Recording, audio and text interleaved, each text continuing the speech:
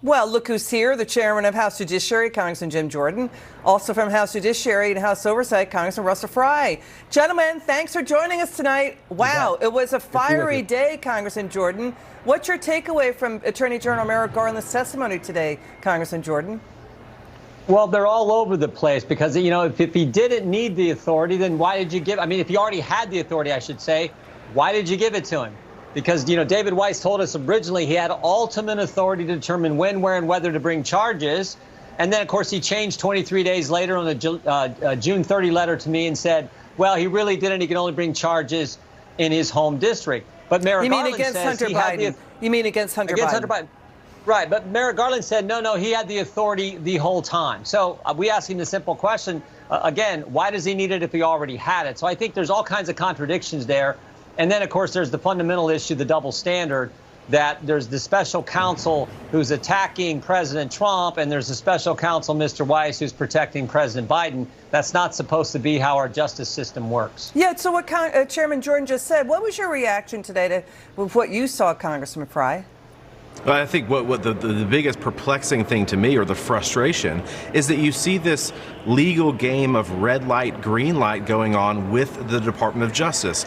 They stonewall charges being brought in the District of Columbia in March of 22. They stonewall it in California. Meanwhile, the Attorney General has twice testified on Capitol Hill that Attorney Weiss had all authority to do this. And so it's always this stop and go. And I think that's the really troubling crux is, to the chairman's point, if he had the authority, he wouldn't need to designate special counsel. But instead, we've seen statute of limitations run. We've seen the slow walking of this. IRS whistleblowers have talked about that. So this thing is just rotten to the core. Yeah, I mean, you know, average Americans, they get immediately charged with tax evasion right off the bat.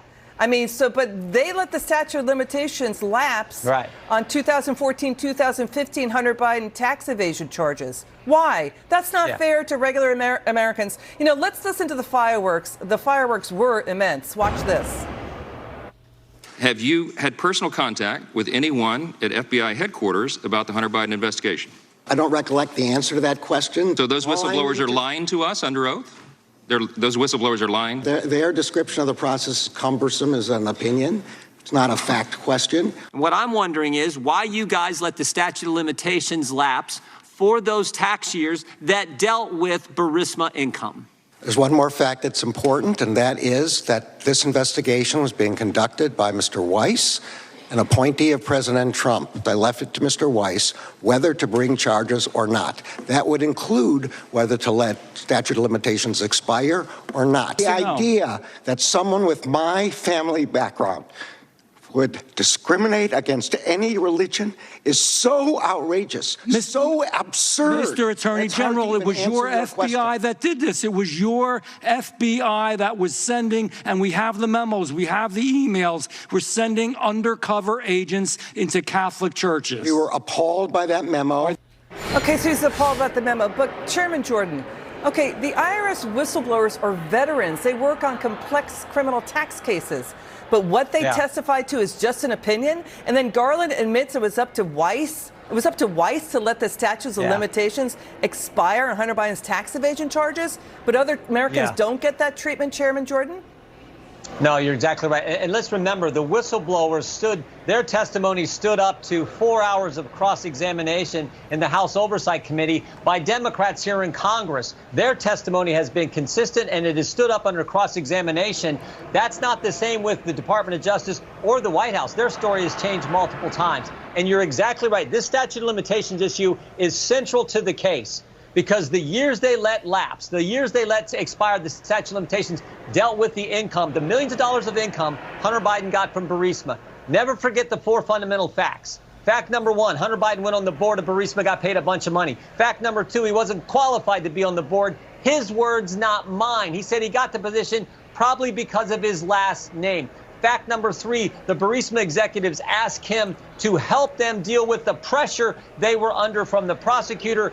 Fact number four, Joe Biden goes to Kiev, tells them, leverages American tax dollars to get Shokin, the prosecutor, fired, who was applying the pressure. And oh, by the way, Liz, that last fact totally comports with what the confidential human source told the FBI, and the FBI recorded in the 1023 form. So that's pretty compelling. And now we're going to let that statute of limitations expire because that's the one charge that leads to the White House, that leads to Joe Biden. It's okay to charge on the gun charge. That's only Hunter Biden, but not on Burisma, not on those tax years. You know, and to what Chairman Jordan is saying, Congressman Frey, if it was any other president, right, who was accused of a major bribery allegation, it wouldn't be treated as conspiracy theory, right, stuff by the media. That's what MSNBC and CNN is talking about.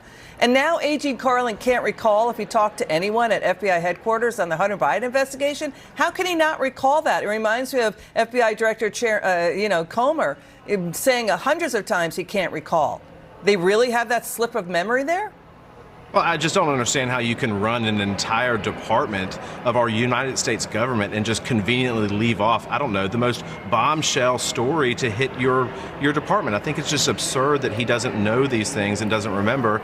And I think people just see through it. I think when we have these hearings and when they don't answer and they dance around questions, they see it for what it is. And what we know are the facts. And they have done everything they can to delay this case, to let the statute of limitations expire. You look at the conduct of some of the attorneys in that office. I mean, the sweetheart plea deal of a lifetime, the prosecutors acted more like defense counsel than they did prosecutors. It's just absolutely absurd.